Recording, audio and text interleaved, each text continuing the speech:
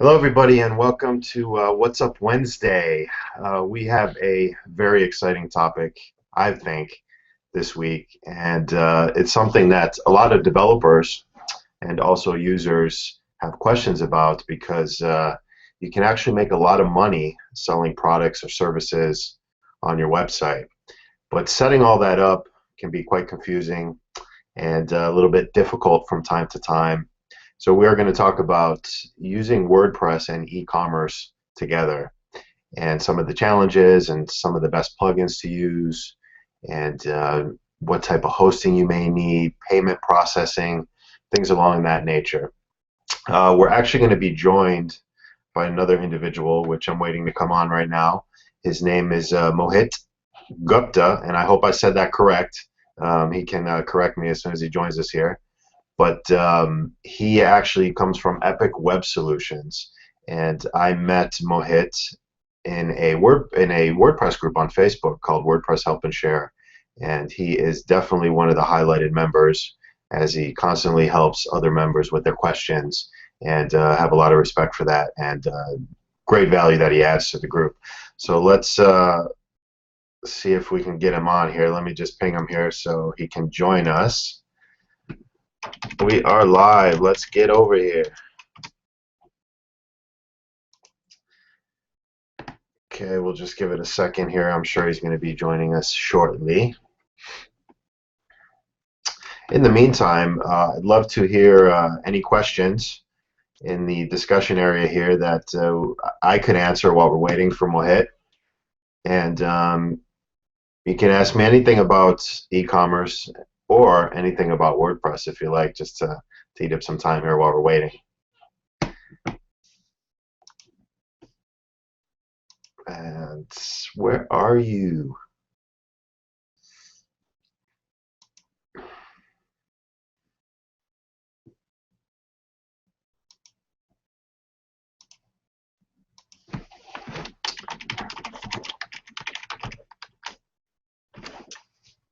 Okay, he is on his way. All right, we should see him here shortly.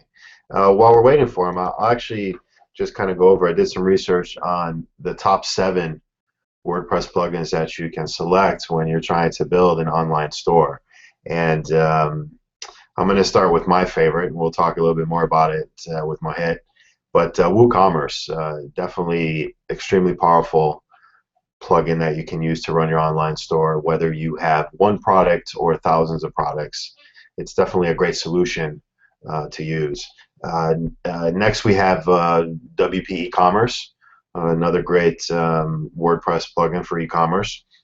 Cart 66, you may have heard of, very popular. Shop, definitely being used out there by several developers, and good solid plugin. And then if you're running a WordPress multi-site, the MarketPress plugin would be an ideal solution for that.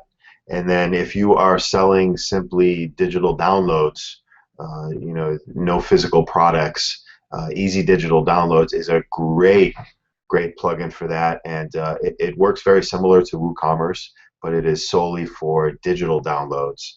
And then we have Shop, which is SHOPP, and that is also a very powerful, easy to use interface WordPress e-commerce plugin. So those are the top 7, and I actually did some research before I deemed them the top 7. So you can do your own research on that, and I will be posting some information with this video once it is published that will kind of dig in a little deeper to each of those plugins and where you can find those plugins and download them. Not all of those plugins are free. A few of them are premium and do cost a few dollars. I like to say a few dollars because it's less than 100.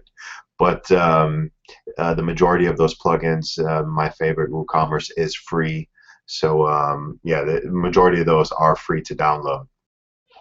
Okay, Mohit, where are you? Don't seem to have you in the room yet here.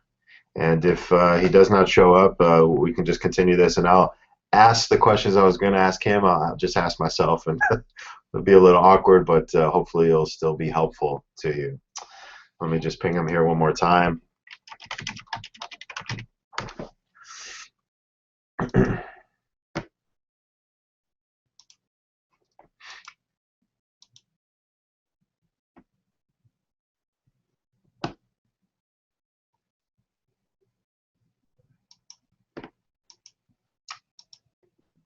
All right, so don't want to stall us out here, so I'll keep going, and if he shows up, we can definitely bring him into the conversation and get some of his expert opinion on the things we're talking about today.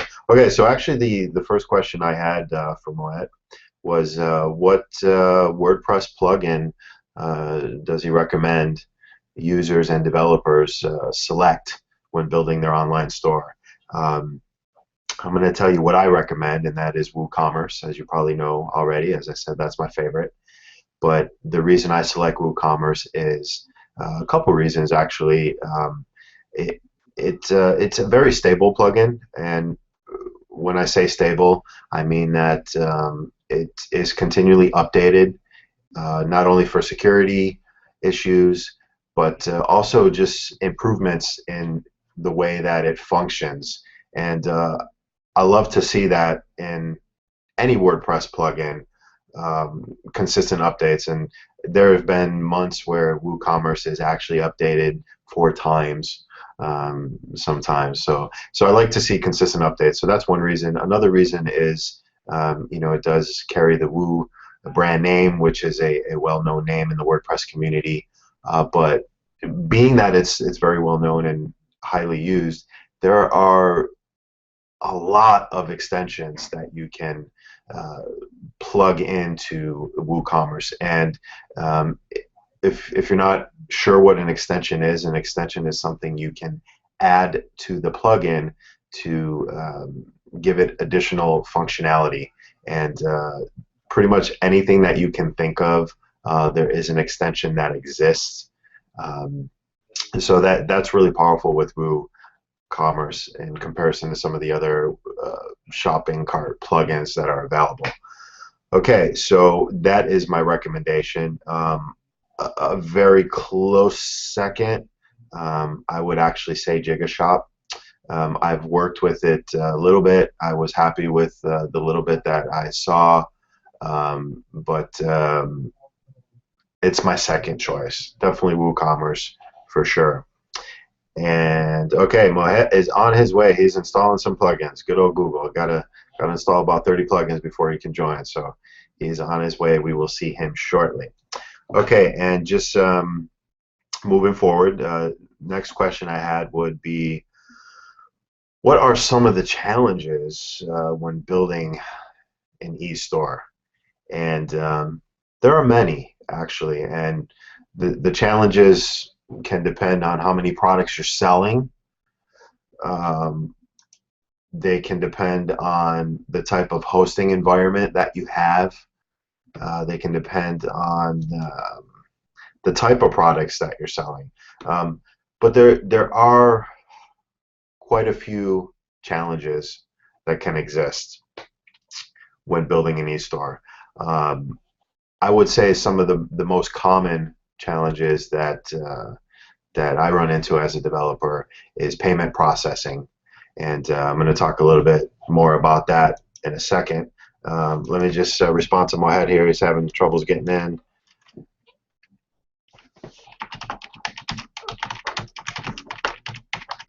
Okay, hopefully that will help him get in there. Yeah, payment processing is actually one of the biggest challenges that I see across the board when building an e-commerce store. The other thing is hosting requirements, and that's usually dependent on how many products they're going to be selling.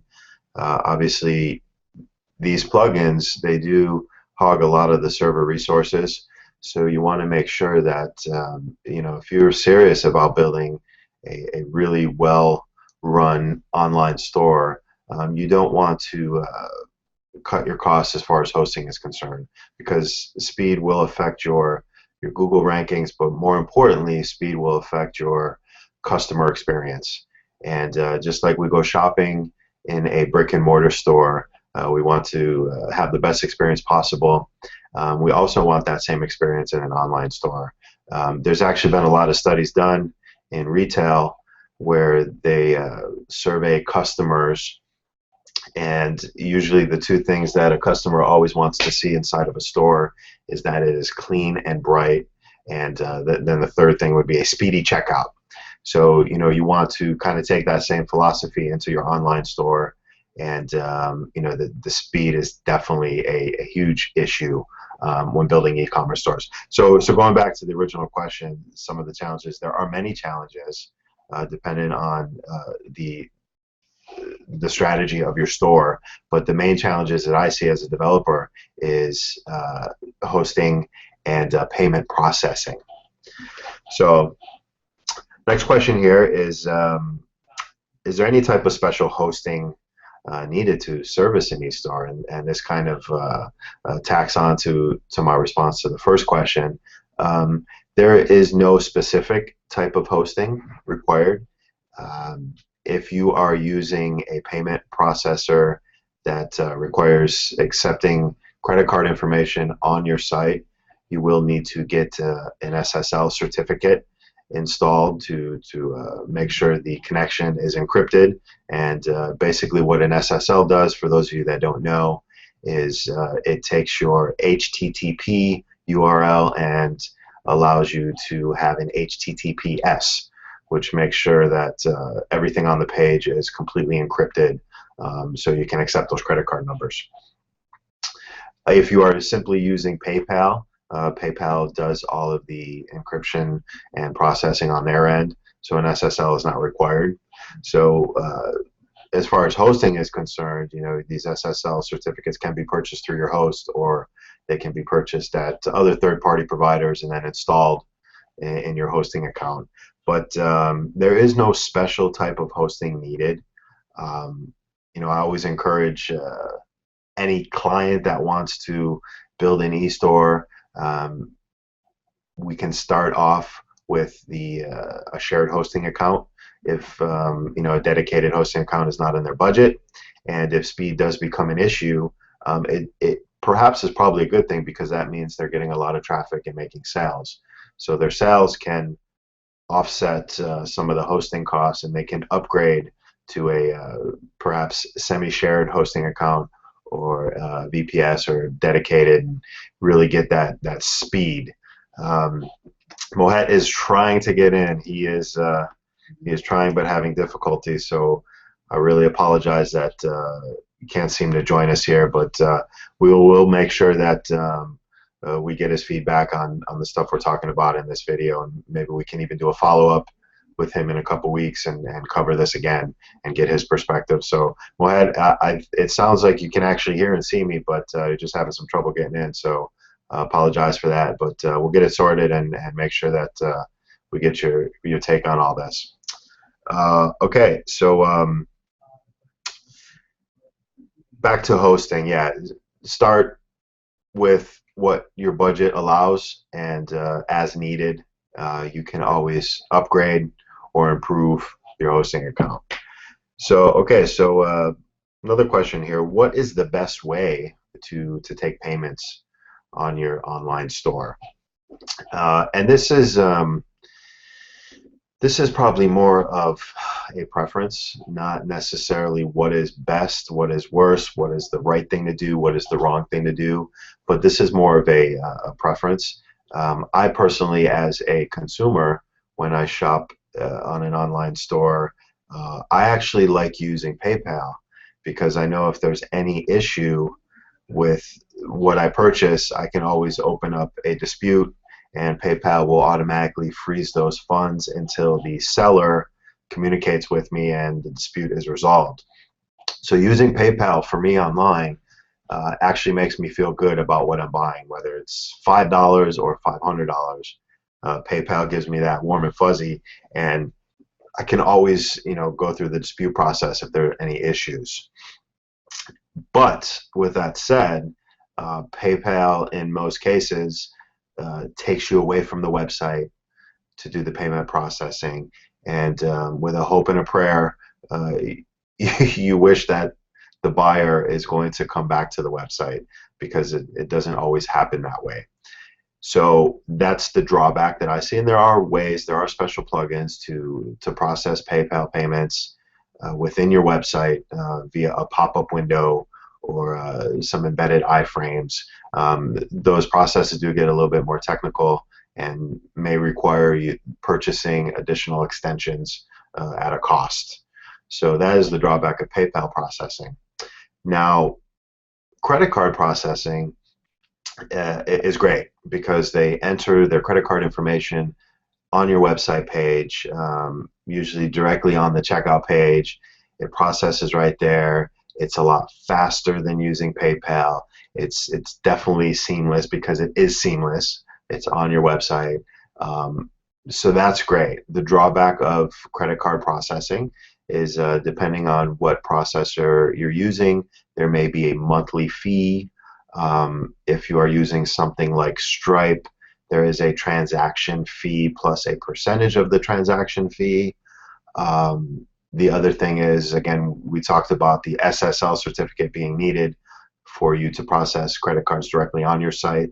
That is an annual fee that must be paid. But I actually always recommend, again, if you're serious about being a massive online store, just taking your sales serious, I would have both. I would offer PayPal and also offer credit card. There are some sites that offer COD or e-checks. PayPal will also allow you to process an e-check. So if you're really serious, though, I would give the buyer the option of having both processing. Let me try here. I'm going to send Moet and one more invite here. This will be my last attempt here, Moet. So, okay, here we go.